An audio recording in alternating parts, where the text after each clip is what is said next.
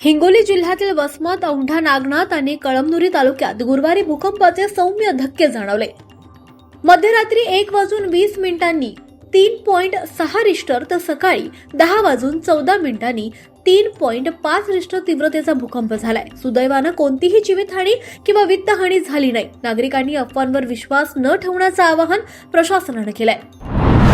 हिंगोली जिल्ह्यात गेल्या 24 तासात सरासरी 7.1 मिलीमीटर पावसाची नोंद झाली आहे. वसमत तालुक्यात सर्वाधिक 15 मिलीमीटर तर हिंगोली तालुक्यात सर्वात कमी 3.1 मिलीमीटर पाऊस पडलाय. 1 जून पासून आतापर्यंत जिल्ह्यात 152.7 मिलीमीटर पावसाची नोंद झाली आहे. इतर मागास बहुजन कल्याण विभागाअंतर्गत राबवण्यात येणारी राजे यशवंतराव होळकर इंग्रजी माध्यम निवासी शिक्षण योजना शासनानं बंद केली आहे. या योजनेतील विद्यार्थ्यांच्या पालकांनी पुढील प्रवेश प्रक्रियेसाठी संबंधित कार्यालयाशी तातडीनं संपर्क साधण्याचं आवाहन करण्यात आलंय. जिल्हा क्रीडा अधिकारी कार्यालयामार्फत क्रीडांगण विकास आणि व्यायामशाळा विकास अनुदान योजनांसाठी पात्र संस्थांकडून प्रस्ताव मागवण्यात आले. इच्छुक संस्थांनी आवश्यक कागदपत्रांसह 20 जुलैपर्यंत प्रस्ताव सादर करावेत असं आवाहन करण्यात आलंय. कृषी पायाभूत सुविधा निधी योजनेचा लाभ अधिकाधिक शेतकऱ्यांपर्यंत पोहोचवण्यासाठी राज्यात 20 जुलैपर्यंत विशेष मोहीम राबवण्यात येते.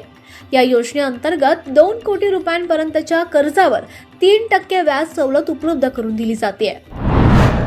जिल्हाधिकारी राहुल गुप्ता यांनी हिंगोली तहसील कार्यालयाला भेट देत महसूल विभागाच्या विविध कामांचा आढावा घेतलाय.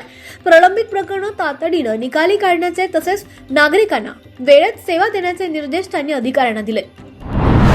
पीएम यशस्वी योजनेअंतर्गत मॅट्रिक पूर्व आणि मॅट्रिकोत्तर शिष्यवृत्तीसाठी ऑनलाईन अर्ज प्रक्रिया आता सुरू झाली आहे. पात्र विद्यार्थ्यांनी 31 ऑक्टोबर 2026 पर्यंत नॅशनल स्कॉलरशिप पोर्टलवर अर्ज करण्याचं आवाहन करण्यात आलंय. अनुसूचित जाती प्रवर्गातील शेतकऱ्यांसाठी महाडीपीटी पोर्टलवर विविध फलोत्पादन घटकांसाठी ऑनलाईन अर्ज प्रक्रिया सुरू करण्यात आली आहे. पात्र शेतकऱ्यांनी प्रथम अर्ज प्रथम लाभ या तत्वावर या योजनेचा लाभ घ्यावा असं आवाहन कृषी विभागानं केलंय. गंभीर अपघातानंतर उपचारासाठी आर्थिक अडचणीत सापडलेल्या 100 वर्षीय सरूबाई मुंजवा यांना मुख्यमंत्री वैद्यकीय सहाय्यता निधीतून अवघ्या 24 तासात आर्थिक सहाय्य मंजूर करण्यात आलंय. त्यामुळे त्यांच्यावर आवश्यक शस्त्रक्रिया वेळेत पार पडू शकली. राष्ट्रीय गोकुळ अभियानाअंतर्गत खासगी कृत्रिम रेतन तंत्रज्ञानांना कृत्रिम रेतन, टॅगिंग आणि लसीकरण सेवांसाठी प्रोत्साहनपर अनुदान देण्याचा निर्णय घेण्यात आलाय. पात्र तंत्रज्ञानांनी भारत पशुधन प्रणालीवर नोंदणी करून योजनेचा लाभ घ्यावा असं आवाहन करण्यात आलंय.